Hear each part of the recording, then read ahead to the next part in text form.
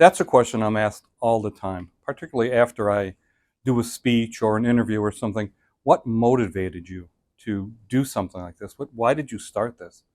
And I've had personal tragedies in my life that were brought to us by highway crashes. We don't call them accidents, by the way. We call them crimes, because if you get behind a wheel and you decide to speed, drive drunk, drive drugged up, that's a crime. That's not an accident.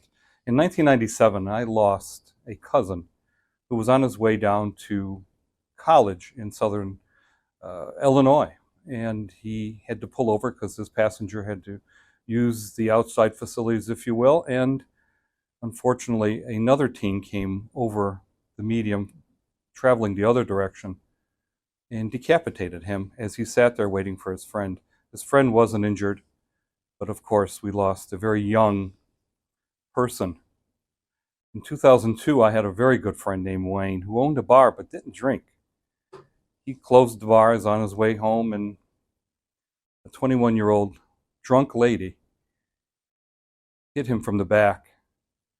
He lost control of his car. It flipped on the highway, and he died instantly. And then, unfortunately, in 2011, we had our third horrible event.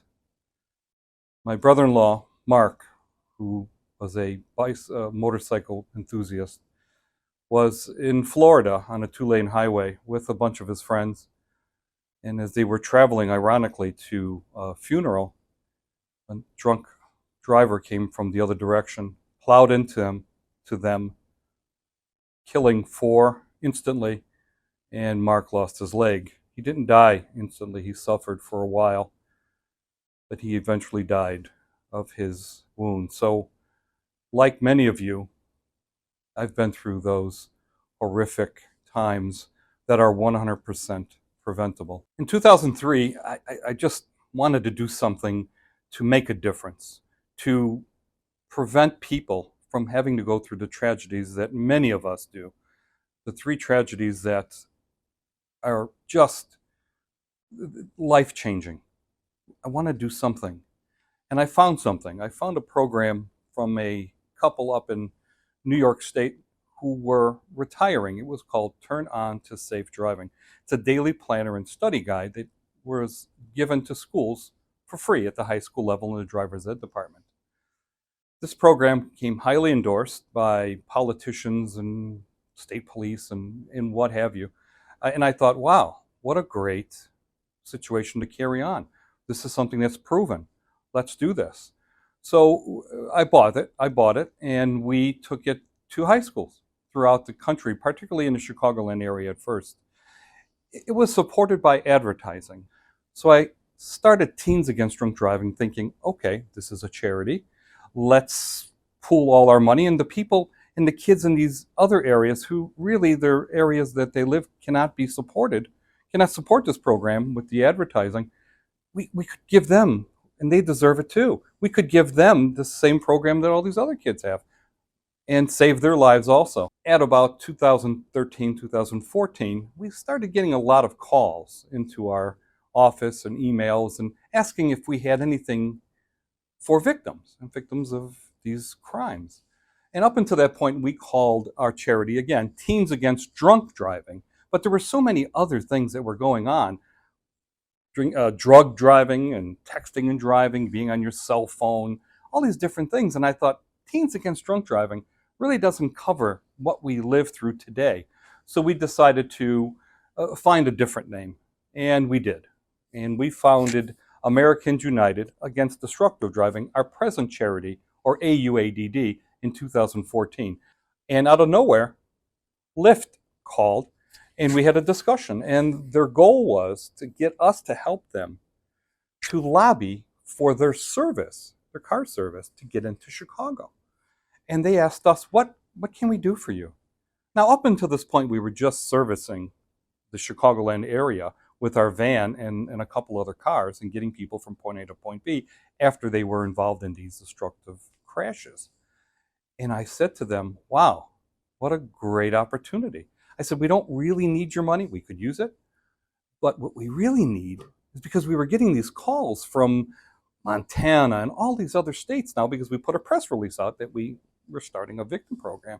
And we talked about it. So now, of course, naturally, other people called from all over the country, and we couldn't help them. Well, now Lyft said, wow, how about if we give you coupon codes for values for free rides? For instance, a code might be for $25 or another code might be for $50. I said, this is amazing. This is a miracle. So now we are able to reach victims in all 50 states in 656 different cities using the codes that Lyft supplies us with. So they've been an invaluable part of our victim program.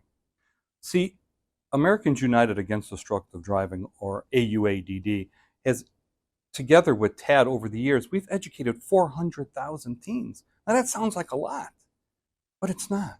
It really isn't, because we were using a paper form, and paper forms are very difficult to get up and print it and get it paid for, and if we're not paying for it, who's paying for it? Just to literally mechanically deliver it is a very difficult thing to do. So yes, 400,000 teens are great, and we run into people regularly who say, oh, that was you? Teens Against Drunk Driving? Oh, I took that in high school. I remember that. And that gives us a good, warm feeling that people have seen our program, used our program, learned from our program. But there are 10 million teens a year that are eligible to have a license, and 6.5 million actually get it. So the paper form we've stopped that. We can't do that anymore. We're focused now on the app version of this Turn On to Safe Driving program. We've renamed it to Turn to Safe Driving. What we need now is to get this paid for. Our family's been paying, and we've been privately funding this charity for 20 years. We just can't get it there anymore. We need a foundation. We need a staff. We're all volunteer. I didn't mention that, but we're all volunteer. No one gets paid, not even me. Well, I'd be using, of course, our own money if I did. So we need a little staff. We need 3 or 4 people next year to create that foundation to run our app program, to get it out to those 6.5 million kids. We're not pretending that we're going to get to 6.5 million kids immediately, but we know we could do more than 400,000 a year. We know we've already projected that we could get to at least 1 million a year. Imagine how many lives that's going to save. Imagine how many educated kids are going to be behind the wheel when you and your family walk across the street. Imagine how many kids are going to be educated to the fact that destructive driving is just not cool. We're going to teach them that. We're going to have modules.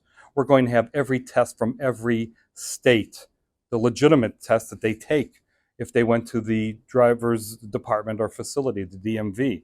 You could do that right from the app. We're going to have tests, module tests that will give them rewards for passing those tests at different levels.